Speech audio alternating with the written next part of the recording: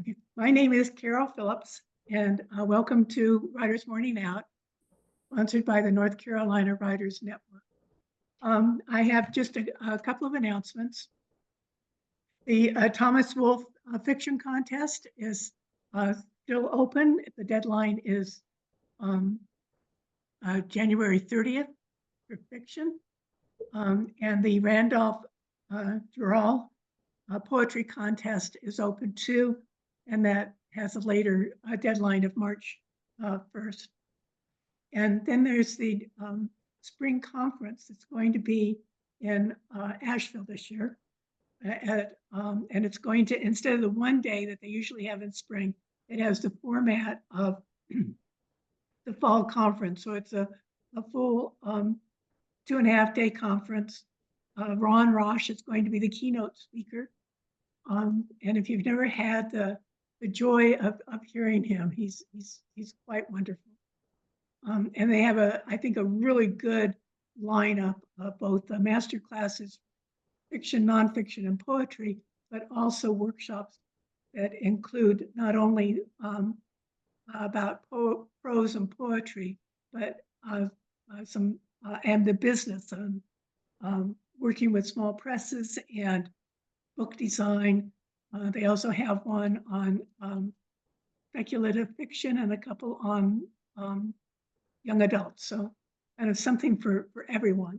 I encourage you to take a look and maybe consider coming. And if you need that link, I'll try to put it in the chat. Along with everything else, I'm having technical problems this month too. So it's just been a joy. And I'm on my laptop and I don't use this right. Anyway, so I thought that for the last few years, we've done a kind of a New Year check-in to see where we all are. And, we've covered, the serious stuff, the goals and the intention and then the whys and stuff. And I thought it'd be interesting this time to really think about what it is that we enjoy about writing. What part of the process do we wake up in the morning and say, oh, I get to do this today, or I wish I got to do this today. Because I think we all have different aspects of the process that we enjoy. So does anybody want to start, or I can start. Unless you're laughing. Well, I always, I'm a blabbermouth. I always have something going on. So, but I don't want to occupy everyone's time. So I'll just fill in if there's a real vacuum of silence.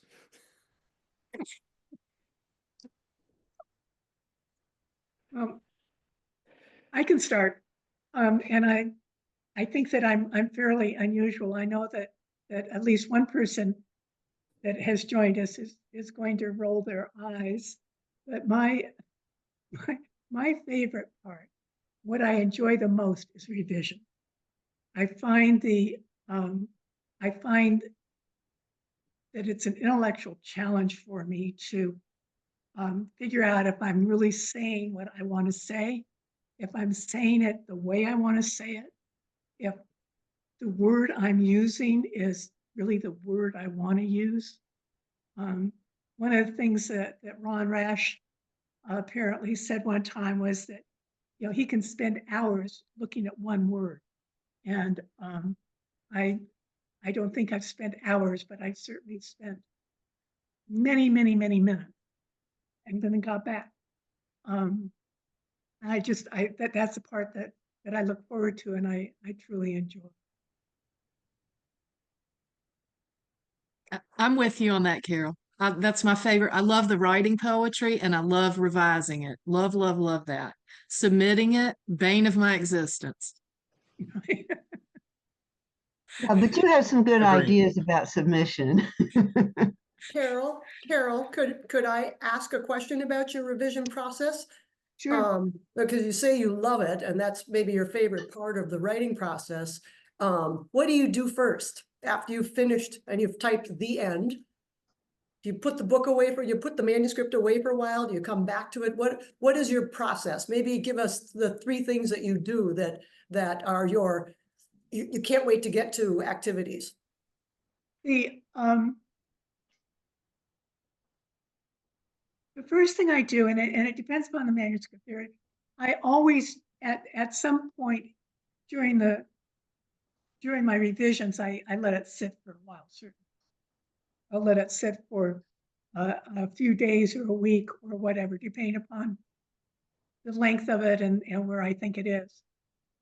I think the first thing I do is just read through it and try to clean up some of the language, try to clean up some of the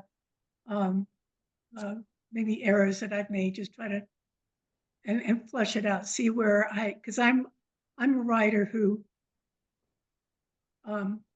writes less than I need to. So I need to go and I need to fill in some holes and what.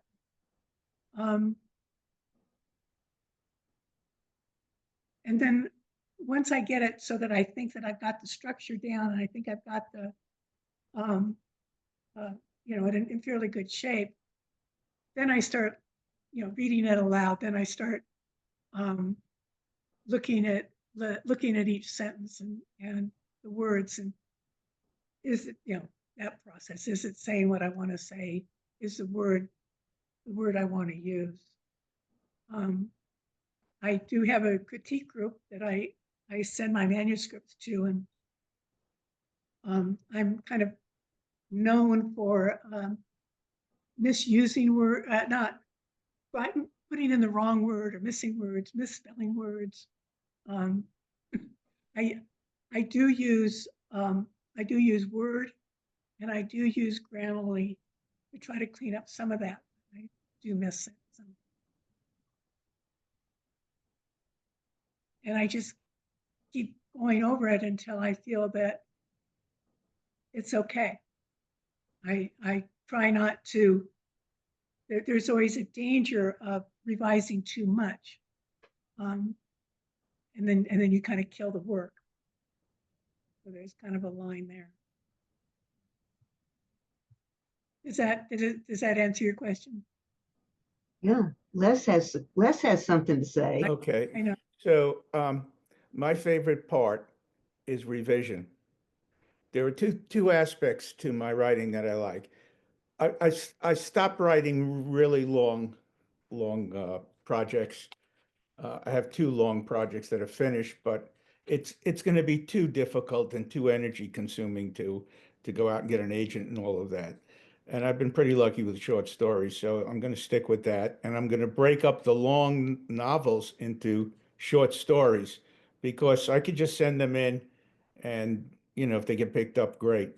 But in terms of revisions, once again, I seek help.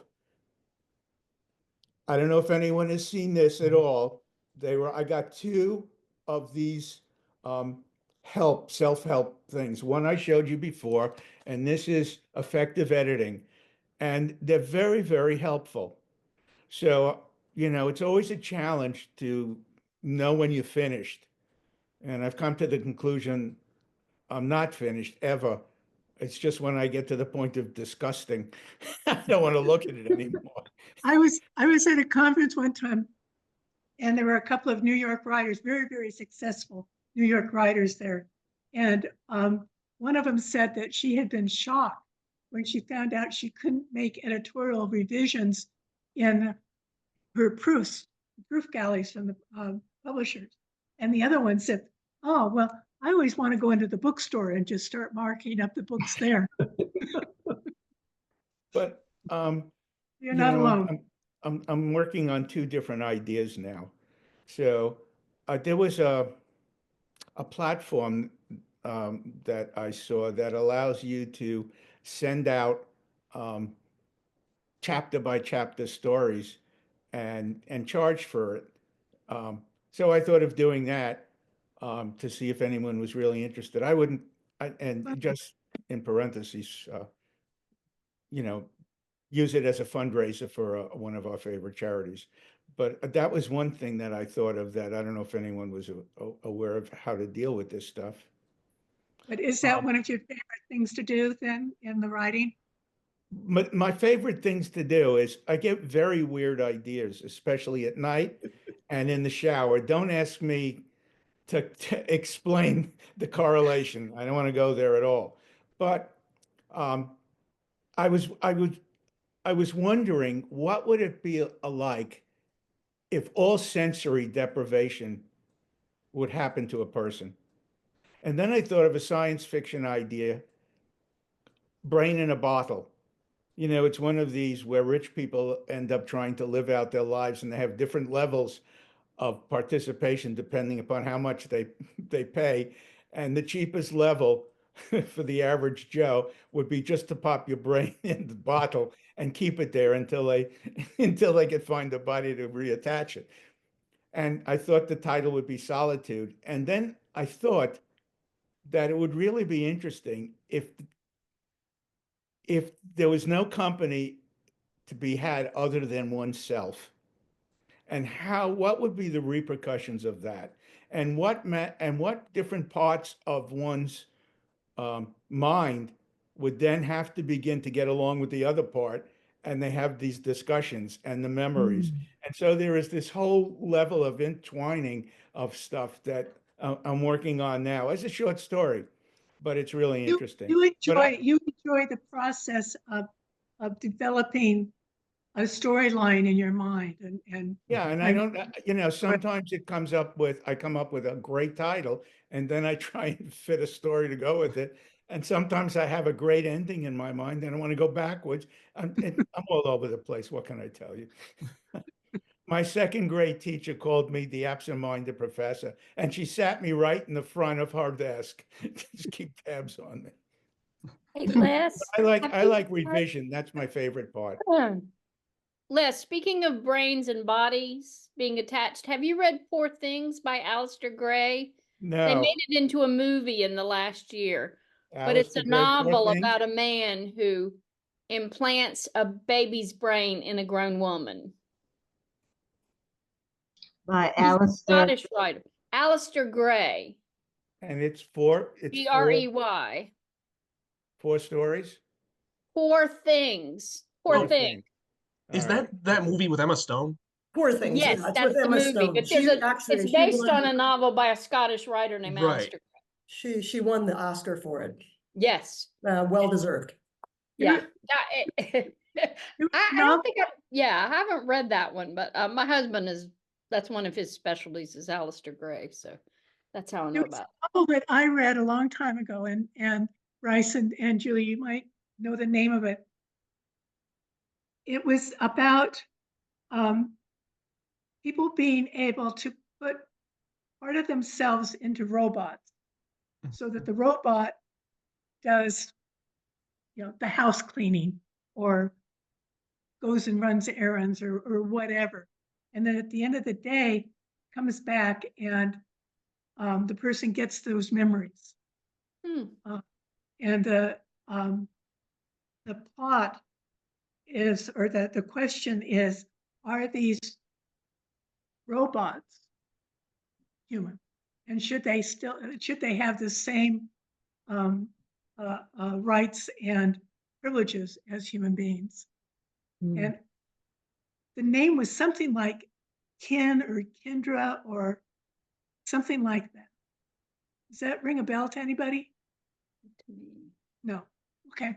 They are that's- putting computer chips in brains. So Huh? this will come up before our esteemed body of law in this country. And I guess it will have to do with the ratio of chips to organic matter. Okay.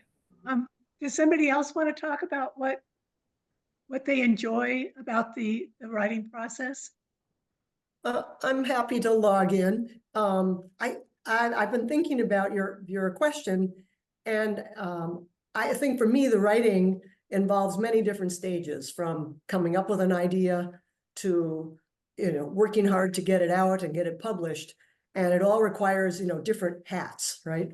You put a new hat on every time you kind of work through these stages.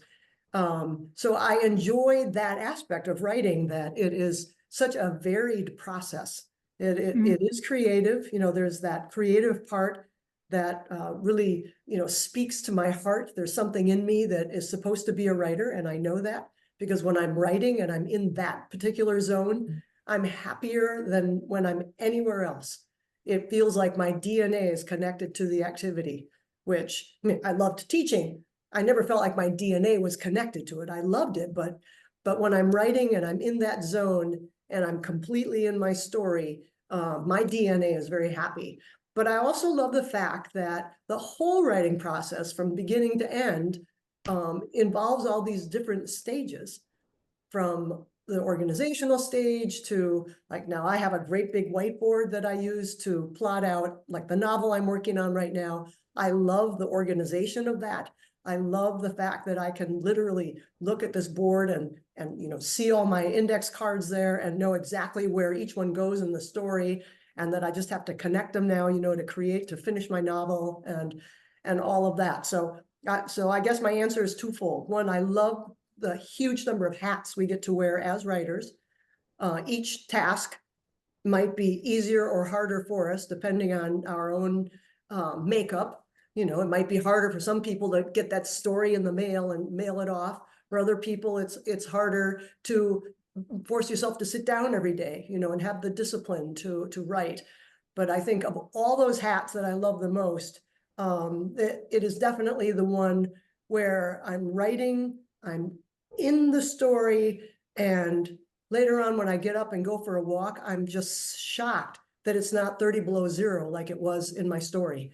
I was so in that world, so completely enveloped by it. In other words, I'm in here completely, that when I step outside and it's 72 degrees and maybe smoky or something, I'm like, oh my gosh, and then my feet are back down on the ground where I live.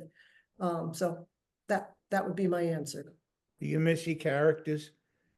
What? Do you dread finishing a story because you lose your characters? I don't know if I dread losing them, but they're definitely very much a part of my active life. They're as real to me as the people I had dinner with last night. And I love that our brains are able to do that for us. I have a lot of, I'm beginning to have many friends who are at this point retired, and I feel sorry for them that they don't, I don't tell them this, but I feel sorry for them that they don't have that rich inner life, that their whole life is made up of getting up and planning what to watch on TV later on, and booking their calendar with people to go meet for coffee. But there's nothing going on the inside. And I guess there's no explaining that to someone who doesn't have that. But thankfully, I'm looking at a group of people who do have that. And I'm very, very happy to join all of you because we're unique. Not everybody is blessed with this inner life, this ability to spin stories and see people three-dimensionally in our brain. Well, we're unique, we're artists. And I think, we ought to appreciate that not everybody's like us. A lot of people can't do that. So. Yeah, like I'm constantly coming up with new ideas, just like going throughout my day, listening to music, and new ideas are just constantly popping up in my head to the point where I can't even really put myself in the headspace of someone without that rich inner life. I can put myself into like the perspective of a lot of different people and like try to see their side of things, but yeah, that's just so alien to me that like Bryce, do you write your ideas down and put them in a file or in a phone or something? I have gotten in the habit of putting everything in my phone. Like as soon as an idea pops into my head, it goes into my phone, and then I'll start doing like initial drafts in my phone too, just so that way if I have like any downtime, I can just, rather than go on social media, I can just start writing. I don't get into a lot of flow states probably because I do that.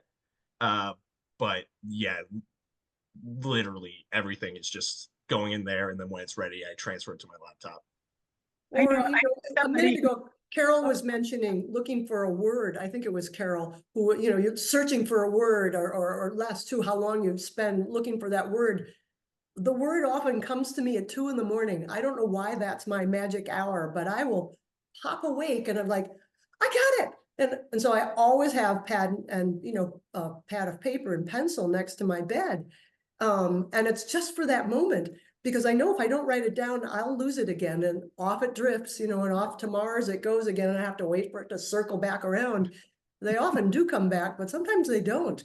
There's this, the magic for me of writing is that there are these moments, these explosive moments in my brain that I get it. And I see this perspective around this moment or this character or this argument or, whatever it is I'm working on. And then once it's gone, it's like it blew away on the wind, and boy, you gotta catch Yeah, it. grab it. Mm-hmm. Rice, what is your favorite part of the process? I guess to echo what other people have said, it's the creation and revising aspects. For the creation, it is just so natural to me that it's just in a constant state. And when I get an idea that I'm really excited about, I'll basically just immediately pounce on it, write the idea down, and start drafting it like right then and there if I'm not working. Unfortunately, I get distracted a lot.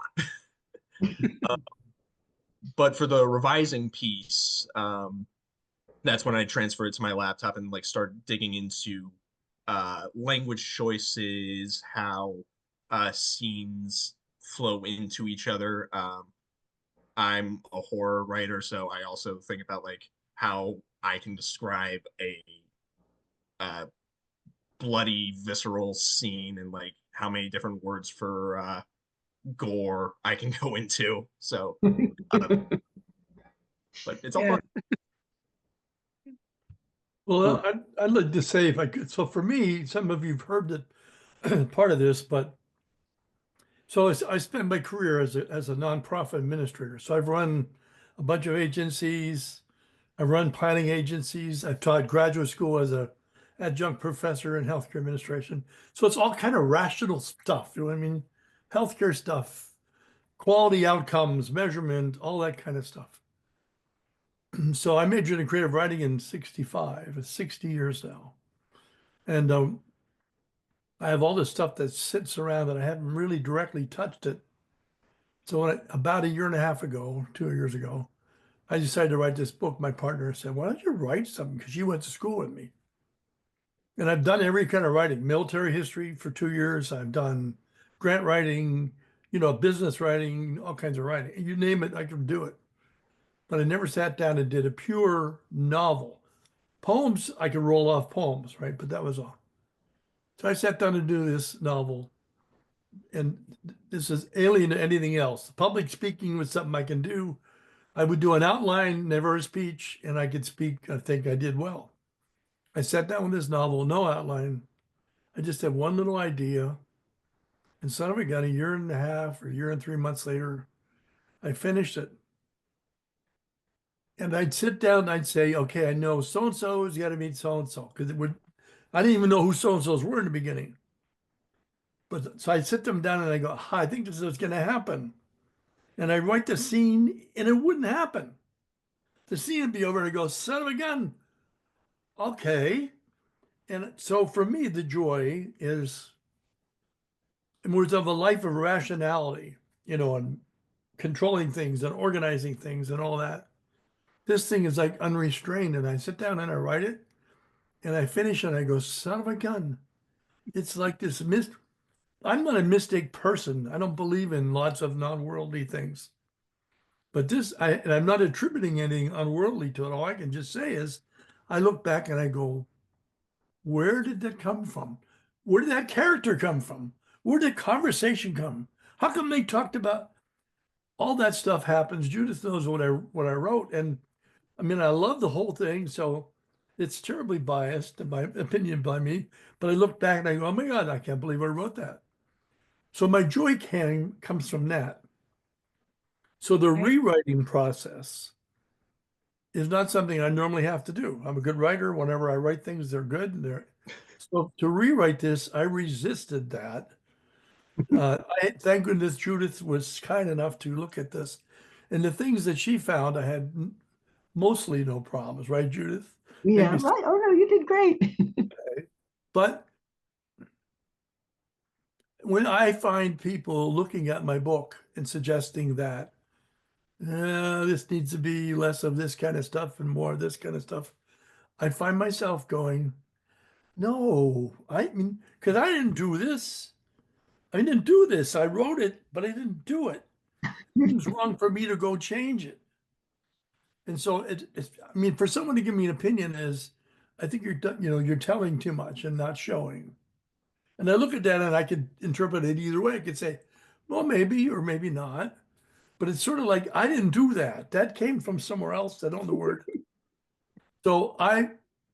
So rewriting to me is, aside from corrections of editing and that, is a difficult challenge for me when it comes to the novel that I wrote that came from my dad gave me one idea about a true story about supposedly there was a still in the local area where I was in the country, and that supposedly maybe a federal agent got killed way back in the 30s.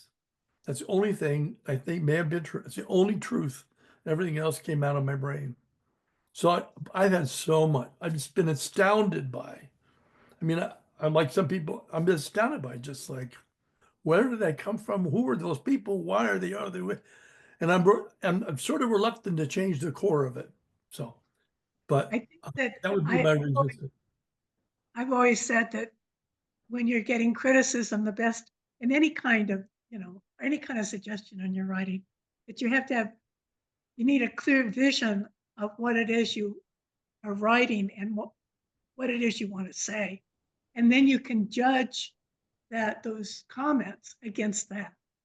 And sometimes I'll get comments that I think are way out in the left field, and I interpret that more as, well, I'm not getting my point across. I'm not getting what I want to say across. That's a good point. Rather than trying to change anything. Bonnie, do you want to talk about what you like? You got a haircut.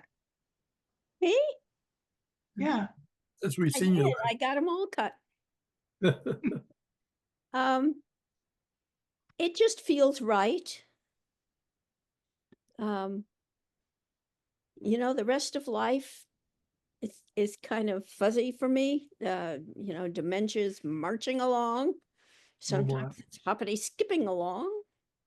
But when I sit down to write, I'm pretty much in control. Things are right. And if I can't find a word, well, my computer can, or mostly it can. And, there it is. And I keep going. It's nice. Speak very enthusiastically about it. It's just right. Writing is right. And does the most joy for you come when you finish something and you look at it? Is that what it is? Or when you're doing it? Yeah, not when it's done.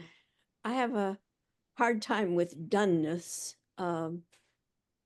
So I guess during the process, I thought we were going to be talking about what our plans would be for, the next year.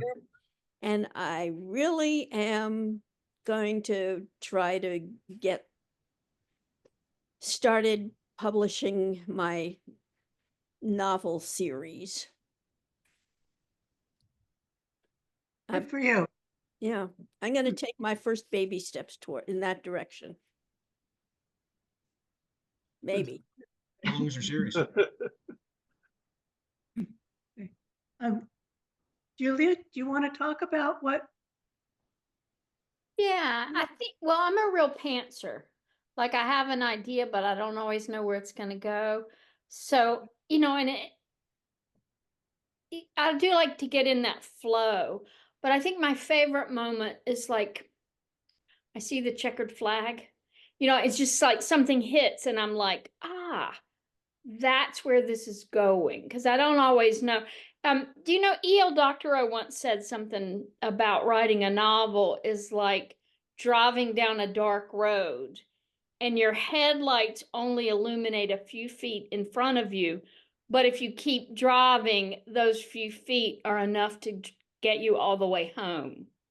That's And I good. thought, ooh, that's I love that. me. I mean, in terms of a metaphor, because you know, like you start something, and I started this novel that I'm finishing, and I thought it was about one person, and then like other voices popped in there, and I'm like, oh, it's not really just her story. There's not enough there. And so, you know, so it just sort of hit me. And then even writing individual sections, I'll be working on a section, but I have to know. And I don't know, at some point I hit the thing that says that's what ends it. And that to me is the most satisfying, because I kind of like a little exclamation point at the end, kind of to pull it all together. And so when I hit that, that's when I'm happiest, you know. Then I can worry about everything else, which is the less happy part. But just hitting that little moment of like, and it is sort of like shavasana in yoga. You know, you had a really tough yoga workout and then you're lying there and you're just like, So that's how it feels to me. Nancy, what do you enjoy about writing? You know, I enjoy the creative part and everything. I'm not really enthusiastic about revision and that sort of thing. But I enjoy this group because you all are so passionate about what you do and how you do it. So I get inspiration from listening to you people.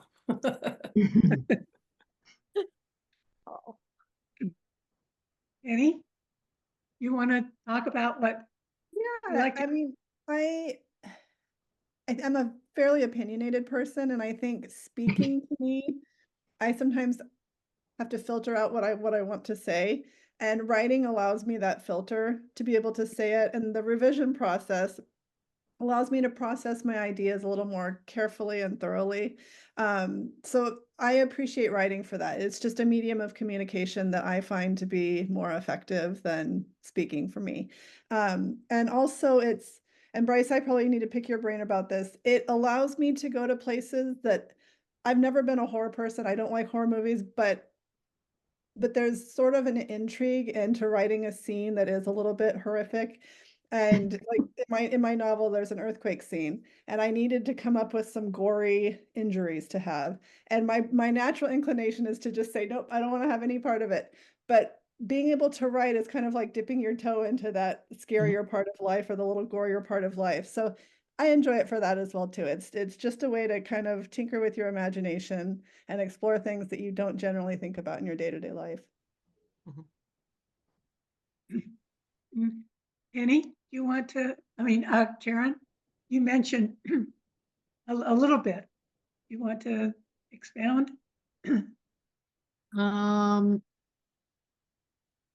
I don't know. I really just like the creative part of it is what I love the most. But I do love editing. I edit the heck out of my stuff. So I enjoy that. I don't enjoy figuring out which poem is going where and the whole I really don't enjoy that, but I have set a goal because I thought we were going to talk about goals. So I'm gonna send something to somebody every week this year. So that's my goal. At minimum 52 submissions minimum this year. So We yeah. got this. I also don't like goals at all. So we'll see how that goes. So have you, this is the third week. Have you submitted 3 poems? Yes. Yeah, I've got 3 packets out right now. So yeah, but I'm giving myself grace. So if I miss a week, so the end goal is by the end of the year, I'll have sent 52 minimum packets of stuff out. So if I do 2 or 3 a week, great, I get a couple weeks off. So yeah. Very good. Oh, Judith, what about you? What do you like about the process? Oh, I'm kind of where Louise is I like all the different hats I get to wear, but I've kind of zeroed in on, I think, 3 things. One is, nobody has mentioned this. I love the research. I like to go where it's happening. One of my novels was set in Southern Pines. It's a contemporary equestrian suspense with my characters participating in on the United States Olympic team. And I lived down there. I went all the time. I got to meet all of our Olympians and see them compete. It was hugely fun. But my historicals have the same level of focus. So I just love research. In the writing part, I can hardly. I love all developmental draft, the revisions, the getting it better. But I think the thing that I like, that I kind of live for, is falling in love with my characters and being them and just inhabiting them and feeling with them, not just for them, but feeling with them. Um, I'm particularly happy when I get back to a passage where this is supposed to happen and it still makes me cry, because it's supposed to make my reader cry. And I live in it at a very emotional level. And then as those of you who've seen any of my critiquing know, I'm a lifelong editor. So of course, revision is a happy place, except when I'm trying to accommodate a really a review. I just got a review that savaged one of my novels, and I'm trying to deal with it, and that's hard. But better now than being savaged by an editor who says no, thank you. Les? Yeah, that's interesting, Judy. I write the short stories. I bounce around a lot, so I'm usually writing more than one short story at the same time. And I mentioned earlier that I'm breaking up some of my novels into short stories, and I have a file of what ifs. So these are historical in nature. So I've been researching some of that. I just finished a short story about what if Hitler escaped, and how did he do that, and what would be the ramifications of that. And it's the tail end of a large novel that I've written, but I had to research this a lot. So I've just finished it now, and I'm editing it. But it's really an interesting, because you're in a corner now, because I write by the seat of my pants also. So how does this happen? How could you do this? And you figure out how this could happen and how it could be organized by the German military at the time, and how can the Mossad figure this out? And it's really interesting where your mind takes you to. One guy, the German officialdoms are scouring the concentration camps looking for someone that looks like Hitler, and then they nurture him in the bunker, and they take him to dentists, so and they pull his teeth, and the dental, all of this. And then one problem leads to another, because you put yourself into a blind spot, and then you have to figure it out. So I really like that kind of stuff also. But as I said, I'm all over the place. So in terms of Louise and getting up in the middle of the night with an aha moment, well, I started to do that, and I kept a pad, and I write the word down or something, but then in the morning I can't remember the context. So I tried to start writing context, but it You looks gotta like a write more chicken than ran. one word. But I don't turn the light on because Janet's sleeping, so it looks like a chicken ran across the page. So I'm trying to figure out maybe a dim flashlight or something. But these are the problems that face writers. It's really interesting. Nice problems to have. Nice And I could one. be a superhero and not worry about getting hurt. So I wanted to ask a question, because I know that in the information for this meeting, we were asked to think about things we might want to talk about also, throughout the year. I don't know if any of you have read, does Mr. Polk go by William or Bill? How do we address him? He goes by Bill. Bill, okay. So has anyone else read his collection of short stories yet? Yeah, they're lovely, aren't they, Les? Yeah, he's really good. I'm in They're agreement with you. gems. One of the things that comes to mind as I'm going through this is his powerful narrative voice that is in these stories, whether it's told from the first person, which it isn't often, mostly it's the third person. The voice in these stories is powerful. It's his voice. I've never heard this voice before in any other stories I've read. It's uniquely his voice. And I think it would be wonderful down the road this year at some point to have a craft hour about narrative voice, and what to look for, how to carve out that voice and maintain it through word choice and verb tenses and all that he does. Each one of the stories, there are a lot of stories in here. It's actually, when I first opened the book, I saw the first page here. The table of contents looks like that. And I went 1, 2, 3, 4, 5, 6, 7, 8, 9, 10. 10 stories, not too long. 15. Great. And then I turned the page and I realized there were 1, 2, 3, 4, there were 5 more. There are 15 stories in here. So, it's packed. But the stories all read at their own pace. You cannot rush through these at all. Each word, it's like listening to classical music for me. It feels these are very musical, and the beat, the tempo of these stories takes over on your mind. You can't skim. You must read it the way he put it down. Powerful voice, narrative voice. So I think that would be a wonderful thing, at least from my perspective, to work on. And I've also decided after reading his stories that my stories are not yet ready for the big time. So I am major revising to try and capture the power that his stories have. If you haven't read his collection yet, strongly recommend it. It's beautifully written, and the stories are so subtle. Some of them are so surprising. There's no big punch at the end of many of them, but you walk away in that world. Beautiful, beautiful stuff. Yeah, he won an award for that book, by the way, this last month. Yes, well deserved.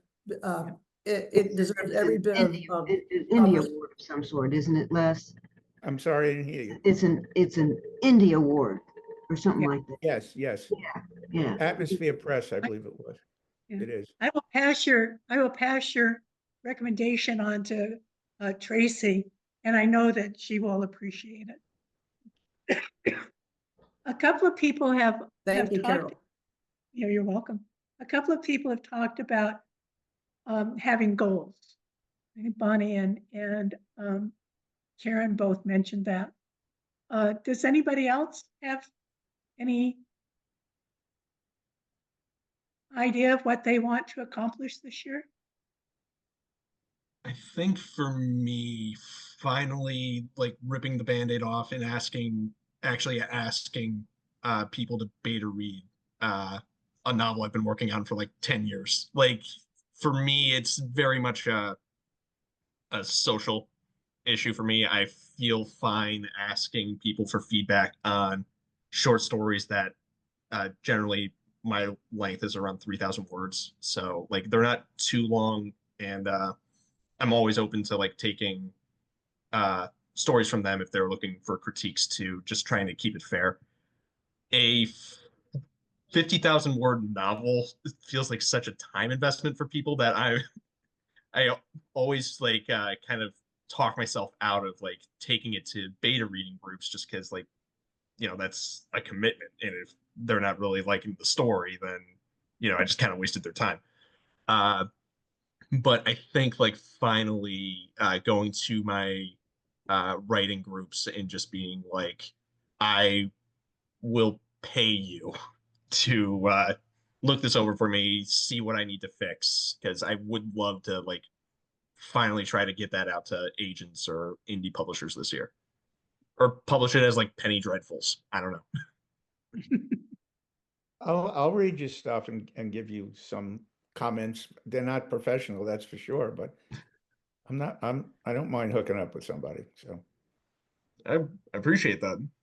Like, if you're up for reading something comparable to Final Destination, at times it's pretty graphic.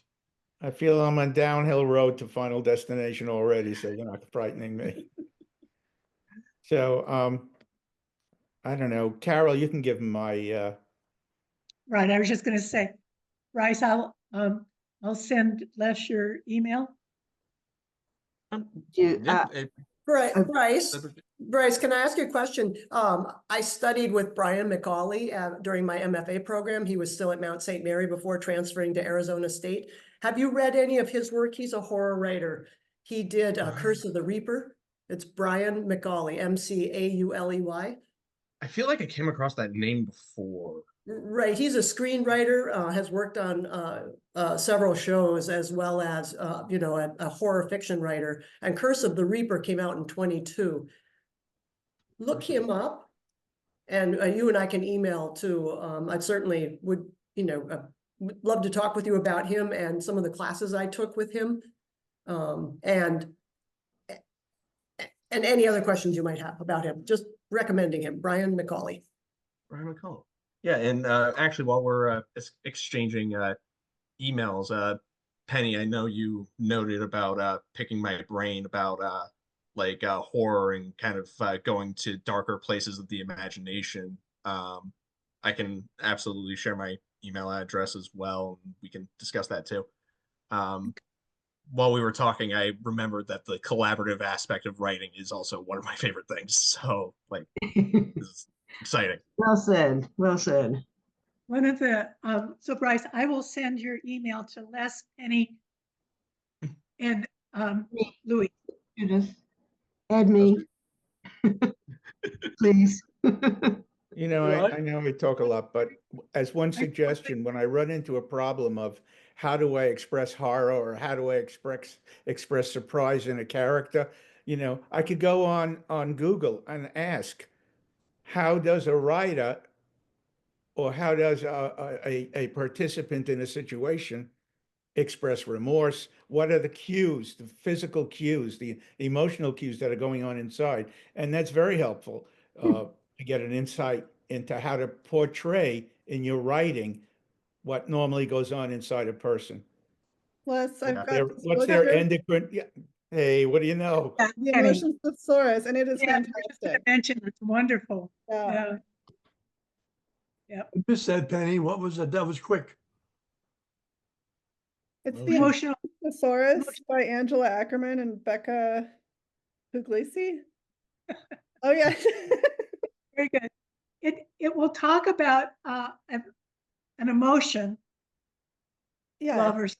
So And for then it- example, embarrassment, it would have a flush that creeps across the cheeks, visible sweating, knees pulling together, the toes curling up. It gives you all sorts of actions, but also just different facial responses, or you know, your heart starts beating faster, anything like that. And it has been so great. And, Because and it you can breaks do it that right down. with Google. It breaks it down into different sections, right? Mhm. How a person, if I'm remembering correctly, the physical aspects of it, the mental aspects of it, how people would perceive it. You can't, Mhm. yeah. Hmm. So it's Yeah, really, it's got internal sensations, acute and long-term responses, mental responses, sign that this emotion is being suppressed, may escalate to, and then it gives you references to other similar emotions. So embarrassment might lead to being flustered or insecurity or anxiety, fear, dread, or doubt. And it gives you the page numbers where you can go look those up. So it's been wonderfully helpful. yeah, it's a great book. Karen, were you going to say something?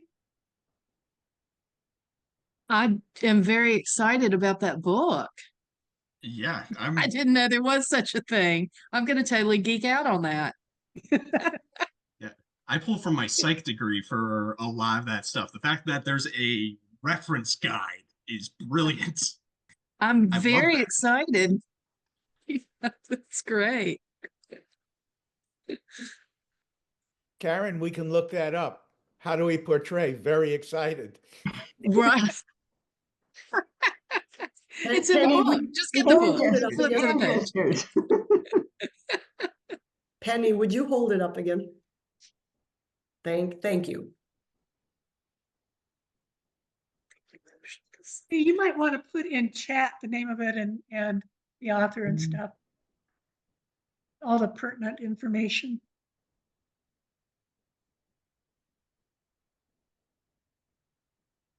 Anybody else have any particular goal in mind for this year or what they want to achieve? Well, somebody asked me once what my New Year's resolutions were. And I said, I don't make New Year's resolutions. And they said, that's a resolution. Yeah. So I was kind of deflated, but I don't make New Year's resolutions, and I don't like setting, I admire the hell out of Karen setting that weekly goal and the way she plans to work around it if it doesn't quite work out in a given week. And they're very clever. I'm not close to doing that yet, but I do have a general goal in mind, which I'm not at liberty to share.